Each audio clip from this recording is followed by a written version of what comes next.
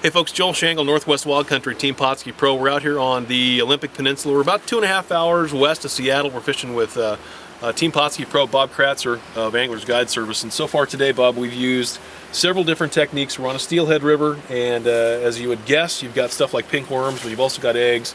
We've also got some shrimp baits. Tell us a little bit about the baits that we're using today. Well, we started out this morning with doing some floats and jigs, and floats and worms. We used some pink river worms, and we got a big selection of different jigs that we used, and did a little bit of that in the upper river where it was catch and release, single barbless hooks, where you can't use bait.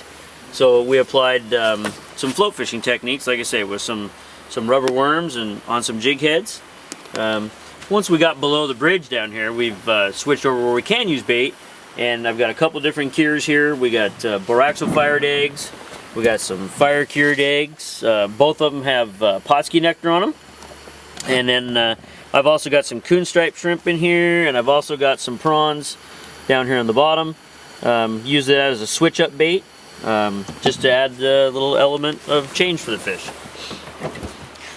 We'll be back with more information about Team Pautzke's adventures here on the Olympic Peninsula with Bob Kratzer. So Bob, one of the products that we've seen a lot of this morning so far, I'm kind of surprised by this, and most people may be surprised that we're using nectar for steelhead. Now that's typically thought of as kind of a Springer bait. What do you think about the use of nectar for steelhead? Well, since I've been using it for almost 30 years, I would say that would be a misnomer, I should say. I probably never ever have my bait where I don't have some Pautzke nectar on it. I add it to my eggs, I add it to my prawns.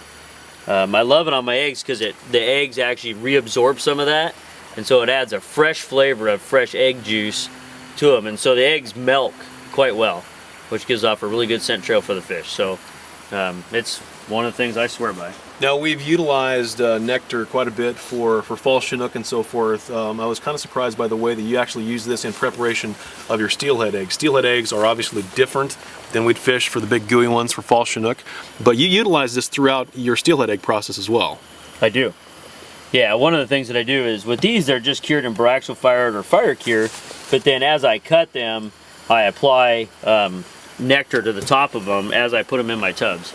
Like I said, it helps reabsorb into the eggs, allowing it. I also, like I said, use them in my prawns as the main dye ingredient, which adds a kind of an egg flavor to your prawns and your shrimp. I guess the BorX O Fire is working.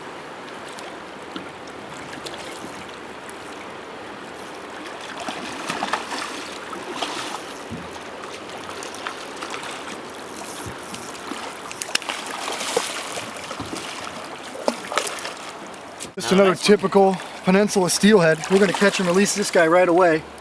Another wild fish. Here's Joel on with yet another. We've had a lot of fish today. I think we are going to be... Oh! Oh, well, okay. We're going to catch and release that guy. Oh, Jesus, through my legs. Now I need the camera. If anybody needs a camera, it's Damn. Where is it? Where'd you go, big guy? That was awesome. Right through my leg. The time has come to where the peninsula is starting to heat up. This is what, 5 bites and 50? 5 bites. 3 for 5 with what we're going to call a nice cutthroat, I guess is the best way to put it. You gonna get him to leap again here? Yeah, sure. On 3. Come on, Joel. Make On it. 3. Ready, 1, 2, Come on, 3. Joel. Dude, beautiful fish.